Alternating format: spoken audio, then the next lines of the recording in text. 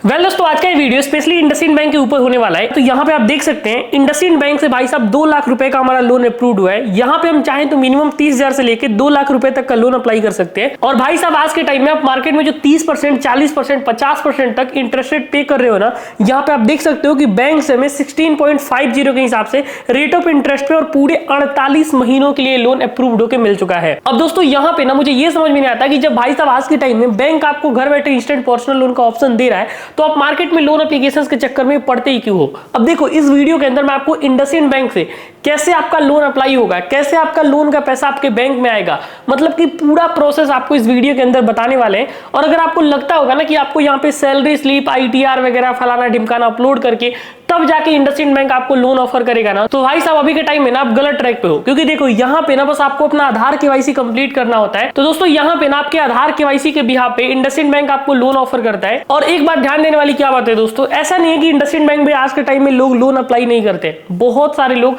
No doubt loan apply करते हैं, लेकिन अगर आप यूट्यूब पे भी जाके वीडियो चेक करो ना, किसी ने आपको पूरा प्रोसेस नहीं दिखाया है। बस वो बता देते हैं कि यहाँ पे आधार कार्ड डाल दो, पैन कार्ड डाल दो और पैसे आपके बैंक में आ जाएंगे। लेकिन आपको भी पता है जब आप लोन अप्लाई करने जाते हो ना, तो मेन दिक्कत वही से स्टार्ट होता है कि आपको आगे का प्रोसेस ही नहीं पता होता और आपका लोन रिजेक्ट हो जाता है। इवन जब आप लोन अप्लाई करने जाते हो ना, तो कहां पे क्या इंफॉर्मेशन भरना है ताकि आपका लोन अप्रूव हो जाए, इसके बारे में भी आपसे कोई भी डिस्कशन नहीं करता है। तो इस वीडियो के अंदर मैं आपको इंडसइंड पर्सनल लोन के बारे में A to Z इंफॉर्मेशन बताने वाला हूं। बस शर्त है दोस्तों, इस लोन वाले भैया का पूरा वीडियो बिल्कुल भी आपको स्किप नहीं करना है और A to Z वीडियो देख लेना है। तो फिर चलिए फटाफट से कार्यक्रम स्टार्ट कर लेते हैं। तो दोस्तों इंडसइंड बैंक से लोन अप्लाई करने के लिए आप हमारा जो वीडियो देख रहे हैं, इसी वीडियो के डिस्क्रिप्शन में मैं आपको डायरेक्ट लिंक दे देता हूं। अब लिंक से होगा क्या कि आप जैसे उसके ऊपर क्लिक करोगे ना, आप ना दोस्तों यहाँ पे सीधे अप्लाई वाले पेज पे आ जाओगे। तो यहाँ पे आप देख सकते हो कि सबसे पहले क्या है कि आपको अपना पैन कार्ड और मोबाइल नंबर दोनों इन्फॉर्मेशन बिल्कुल सही से फिल करना है। उसके बाद ये 2 टर्म्स एंड कंडीशन जो आप नीचे देख रहे हो, इससे फिल करके आपको नेक्स्ट वाले आइकन के ऊपर क्लिक कर देना है। आप जैसे ही यहाँ से नेक्स्ट के ऊपर क्लिक करते हो ना, आप देख सकते हो कि इसने हमारे मोबाइल नंबर के ऊपर 6 अंकों का ओटीपी सक्सेसफुल सेंड किया है। तो हम अपना ओटीपी यहाँ पे कंप्लीट फिल करके सिंपली यहाँ से नेक्स्ट वाले आइकन के ऊपर क्लिक करेंगे। एक बार अपना मोबाइल नंबर आप सक्सेसफुल वेरीफाई कर लेते हो, तो आपको यहाँ पे ना अपना पर्सनल डिटेल फिल करना है। अब पहले यहाँ पे ध्यान से देख लो कि मैं क्या क्या फिल करने को आपको बताता हूँ। ये नहीं कि अपने मन से जो भी मन किया फिल कर दिए। देखो यहाँ पे ना सबसे पहले अपना first name, middle name, last name, मतलब कि अपना पूरा नेम जैसे आपके पैन कार्ड में लिखा है, स्पेलिंग बिल्कुल सही सही के साथ आप यहाँ पे फिल कर देना। उसके बाद देखो आपका पैन कार्ड ऑटोमेटिकली आ जाएगा। जेंडर में आप मेल हो फीमेल हो ये आपको पता होगा। और डेट ऑफ बर्थ आपका जो भी पैन कार्ड के ऊपर लिखा है सेम एज इट इज अपना डेट ऑफ बर्थ फिल कर देना है। जब आप पेज को और नीचे स्क्रॉल करते हो, तो यहाँ पे आप देख सकते हो कि एम्प्लॉयमेंट टाइप के अंदर ये पूछ रहा है कि आप क्या काम करते हो। अब देखो यहाँ पे मैं आपको एक चीज बता देना चाहता हूँ, अगर आप किसी कंपनी में जॉब करते हो तो सैलरीड, और मान के चलते हैं कि अगर आप सेल्फ एम्प्लॉयड हो, मतलब घर बैठे काम कर रहे हो या फिर आप कहीं जाके काम कर रहे हो, या फिर आपने कोई बिजनेस डाल दिया है, शॉप डाल दिया है, उस केस में भी दोस्तों यहां से आप लोन अप्लाई कर सकते हो। इसके लिए आपको सेल्फ एम्प्लॉयड प्रोफेशनल चूज करना होगा। तो ये बात आपको बिल्कुल ध्यान देने वाली है कि अगर आप गलती से भी यहाँ पे रिटायर्ड, हाउसवाइफ या फिर स्टूडेंट वगैरह चूज करोगे ना, तो आपका भाई साहब यहाँ से लोन रिजेक्ट कर दिया जाएगा, वो भी इंस्टेंट। तो यहाँ पे आप देख सकते हो ये वाला पार्ट हम जैसे ही कंप्लीट करते हैं, नीचे आपका ईमेल आईडी आपसे पूछा जाता है, तो आप अपना पर्सनल ईमेल आईडी फिल करेंगे।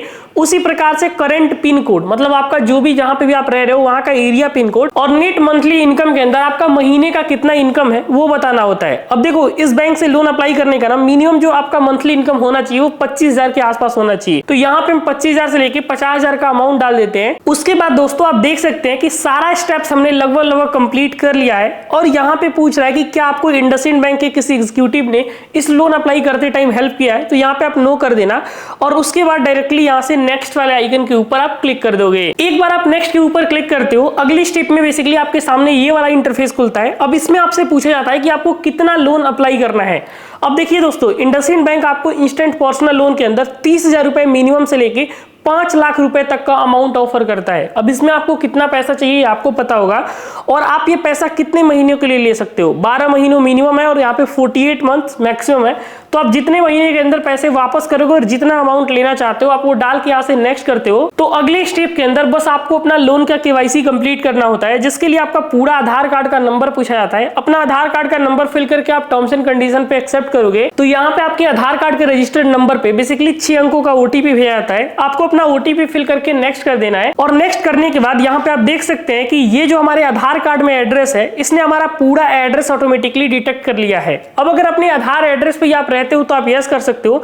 मैं किसी दूसरे एड्रेस पे रहता हूं तो यहाँ से हम नो के ऊपर क्लिक करेंगे और हम जहां भी रहते हैं ना वहां का पूरा एड्रेस फिल करेंगे। जैसे कि पहले है ओनरशिप टाइप का ऑप्शन, तो इसमें हमारा ये घर कंपनी ने दिया है, रेंट पे ले रखे हैं, हमारा खुद का घर है, पेरेंट से मिला, ये बताना होता है। और बाकी यहाँ पे नीचे आपको अपना पूरा एड्रेस बिल्कुल सही सही जहां भी आप रहते हो वहां का फिल कर देना है। और देखिए आप कितने टाइम से यहाँ पे रह रहे हो, कितने साल कितने महीने से, ये भी आपको बताना पड़ता है। बाकी नीचे सेल्फ डिक्लेरेशन करंट एड्रेस यही रहेगा और सिंपली आप नेक्स्ट वाले आइकन के ऊपर क्लिक कर दोगे। ये वाला पार्ट हम जैसे ही कंप्लीट करते हैं दोस्तों, अगले स्टेप के अंदर हमसे रिडायरेक्ट करवाया जाता है जहां पे ये पूछ रहा है कि आप किस कंपनी में जॉब करते हो। क्योंकि हमने सैलरीड सेलेक्ट किया है तो हम जो भी कंपनी के अंदर जॉब करते हैं वो सेलेक्ट कर लेंगे। और मान के चलते हैं आपका कोई बिजनेस है, शॉप है, तो आप उसका भी नाम यहाँ पे डाल सकते हो, किस टाइप का बिजनेस है ये बताना होता है। और आपका बिजनेस का पूरा एड्रेस यहाँ पे आपको बिल्कुल सही सही फिल करना होता है। बहुत सारे लोग घर बैठे ही काम करते हैं तो बिजनेस एड्रेस के अंदर अपना घर का भी एड्रेस दे सकते हैं, कोई भी दिक्कत वाली बात नहीं है। तो आप देखिए दोस्तों कि यहाँ पे हमने कंपनी का नाम डाला है ना, तो कुछ ऐसा ऑप्शन आ रहा है कि ये कंपनी आपका कैसा है, सेंट्रल गवर्नमेंट का है, एजुकेशन कोई इंस्टीट्यूट है, या फिर गवर्नमेंट अंडरटेकिंग है, या फिर अदर्स है, PSU है, पब्लिक लिमिटेड, प्राइवेट लिमिटेड, ये सब आपको बताना है होता है। तो यहाँ पे आप इसको बता दोगे और उसके बाद आपका इंडस्ट्री किस टाइप का है, एडवर्टाइजिंग का है, एग्रीकल्चर कस्टम का है, एग्रीकल्चर का है, मतलब जो भी आप काम करते हो, किस टाइप का कंपनी आपका है, फिर आपका किस टाइप का बिजनेस है, ये जो बेसिक डिटेल है इसको यहाँ पे आपको फिल करके नेक्स्ट करना होता है। सारा डिटेल जब आप डाल के नीचे आते हो ना, तो यहाँ पे आप देख सकते हो कि आपके सामने कुछ ऐसा इंटरफेस आ रहा है जहां पे आपको नीचे अपना ऑफिस का ईमेल आईडी भरना होता है। तो अगर आपका ऑफिस का ईमेल एड्रेस है या फिर बिजनेस का ईमेल एड्रेस है तो आप दे सकते हो, नहीं है तो अपना पर्सनल ईमेल भी आप दे सकते हो। डिजिग्नेशन क्या है, आप शॉप के ओनर हो या फिर बिजनेस जो आप कर रहे हो उसमें आपका क्या ओहदा है, या फिर आप ये कह सकते हो कंपनी में आप क्या हो, मैनेजर हो, सेल्स हो, या फिर आप कंपनी के अंदर क्या काम करते हो, वो आप यहाँ पे फिल कर देंगे। कितने टाइम से आप उस कंपनी में जुड़े हो या फिर अपने बिजनेस में जुड़े हो, कितने साल कितने मंथ, ये डाल दोगे। और कितने टाइम का आपका एक्सपीरियंस है आपको ये फिल कर देना है। बाकी आप नीचे आते हो तो यहाँ पे आपको प्रेफर्ड कम्युनिकेशन एड्रेस है, इसमें हम रेसिडेंस चूज कर लिए हैं और लैंडलाइन नंबर में अपना मोबाइल नंबर आप डाल सकते हो और नेक्स्ट के ऊपर क्लिक कर दोगे। आप जैसे ही यहाँ से कंटिन्यू करते हो ना, यहाँ पे आप देख सकते हो सारा डिटेल डालने के बाद इंडसइंड बैंक हमें 2 लाख रुपए का अप्रूवल दे चुका है।